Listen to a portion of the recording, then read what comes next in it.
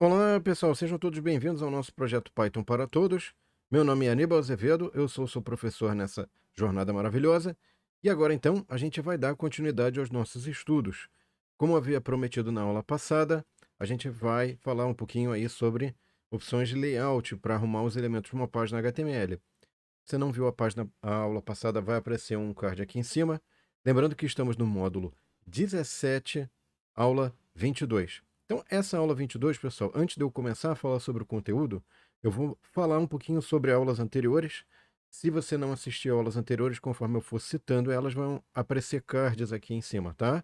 E na descrição do vídeo também, eu tenho materiais, código, link para o código, para site, para livros, enfim, tudo livre, gratuito, que é para ajudar você nessa sua caminhada, tá bom? Então vamos lá, pessoal. Vou mostrar aqui na tela algumas das coisas que a gente já fez. Inclusive, esse roteiro está disponível na descrição do vídeo, tá? Então, o que acontece aqui, pessoal, é que eu tenho aqui na aula 14, isso aqui é um material que foi feito para a aula 14, né? A gente aprendeu a fazer usando aí é, HTML, né? Linguagem de marcação HTML. A gente aprendeu a fazer a página, tá? Tá aqui uma página. Só que aqui, na verdade, a gente tinha os marcadores e apenas os marcadores eram afetados pelo estilo que a gente definiu para esses marcadores, tá? O que que significa isso? Significa que se eu colocar um texto entre os marcadores aqui, ele não vai ser afetado, ou seja, os marcadores não servem para definir regiões ou seções ou áreas dentro da página HTML que estariam sob o efeito daquele estilo, tá? Então, para a gente poder fazer isso, né, precisaria, na verdade, e aí vamos passar um pouquinho mais para frente, do conhecimento de classe, como é que você faz uma classe, né? E aí o que acontece é que além da classe, que é a que está abordado na questão da aula 16, que eu mostro como é que faz uma classe page, né? E essa classe page aí você, enfim, consegue colocar, por exemplo, div, né? Você consegue usar o div, que é para você criar uma classe página, e aí você pode ter um outro div, que é relativo a um item, né? A um ID, né? Um identificador de um elemento, tá? Então, lembrando que, na verdade, a gente já tinha falado na aula 14 sobre classe, tanto assim que tinha a página, né? A gente criou a classe página, mas a partir da aula 16 a gente vai entrar em maior profundidade sobre as implicações. Mas ainda assim, você repara que agora, quando a gente definiu a classe e as divs, a gente consegue de fato definir regiões onde o estilo é aplicado. Então, por exemplo, essa região aqui, ó, ela tem um enquadramento, tem uma cor diferente, o alinhamento, o padding, a margem, né, é diferente, as propriedades são diferentes, enfim. Só que aí entra aquela história. Bom, eu gostaria de ter um controle maior e mais efetivo sobre acerca do posicionamento dessas áreas, né? Apesar de eu ter definido várias áreas aqui com esse div, digamos assim que eu não tenho um controle muito preciso sobre que posição que vai ocupar cada área, né?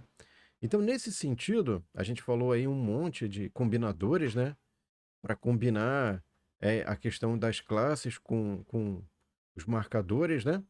E construir, enfim, coisas interessantes. Estão nas aulas anteriores. O que eu vou dar divisão geral agora, pessoal, só para a gente entender o que, que é isso. O Grid e o Flex Layouts, eles vão organizar essas áreas todas. Então, você tem o Flex Layout, que vai te fornecer uma organização horizontal ou vertical, tá? Em linha, seja horizontal ou vertical.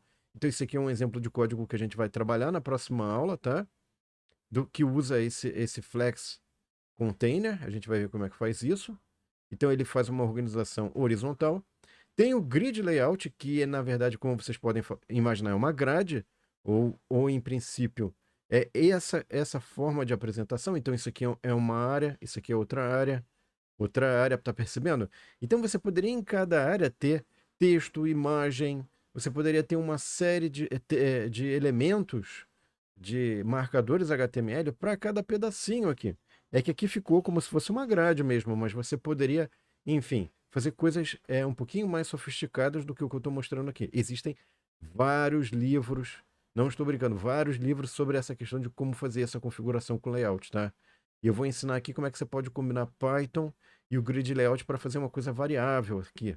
Você digita o valor ou fornece valor de linhas e colunas ele faz aqui, enfim, um desenho interessante e tal, tá? E depois você pode combinar, pessoal, tanto o Grid quanto o Flex Layout, junto com Python, para você obter, por exemplo, mais ou menos isso aqui, tá? Combinar as interfaces aqui. E, obviamente, depois eu mostro como é que você pode fazer um agrupamento adequado e correto para não ficar, enfim, uma coisa estranha, tá? Ou pelo menos ficar um pouquinho melhor.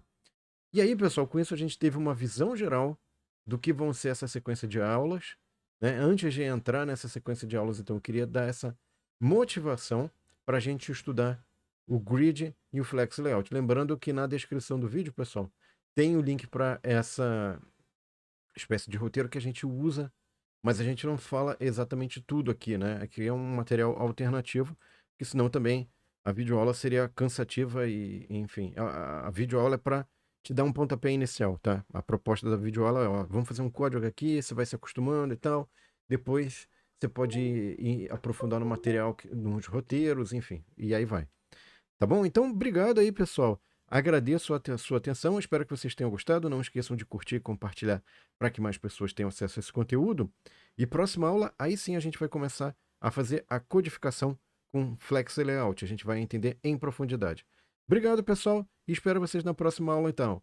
Um abraço e até lá. Tchau!